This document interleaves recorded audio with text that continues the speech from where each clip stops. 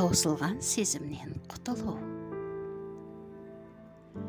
Қарым-қатынас біткен кезде адам жанында қалатын жараны жазу оңай емес. Кей адам оны өмір бойы алып жүреді. Өткенге жалтақтамай, өмір сүруді үйренуге болады. Бірақ оған сезіну мен толық келісім қажет. Психологияда бітпеген қарым-қатынас ұғымы бар. Психиканың бір қызығы, адам өмірде айырылса да, ойша сол адамды жағдайды ұмыта алмай сарсаңға түседі.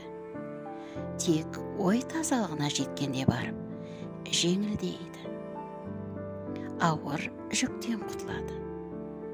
Бұл шындықта атақты Zeigarnik әсері деген жаңалық дәлелдейді. Ол 1930 жылы ашылған өте қызық тәжірибе.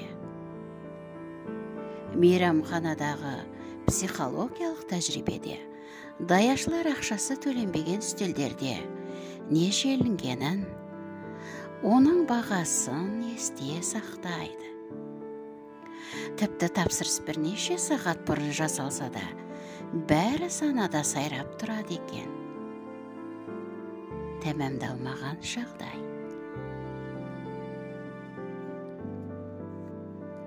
Ал төленіп қойған үстелдерде не желінгені, ақысы қанша болғанын тез ұмытады екен. Тәмамдалған жағдай. Zeigarnik әсері бойынша бітпеген жағдаяттар санада өшпей тұратыны дәлелденген. Біткен жағдаяттар демде ұмытылады. Аяқталмағанын ұмыту 1,5 есеге қиындайды екен. Жағымсыз әсер қалдыратын естеліктер. Адамдар арасында айырылысу дұрыс бітпеуі мүмкін. Бұл оқиға созылмалы дерт сияқты жанға салмақ сала бермек. Ұмытылмайтын адамды жүректен қалай сызып тастауға болады? Бұл тығырық айлар бойы маза бермей, кейде жылдарға созылады.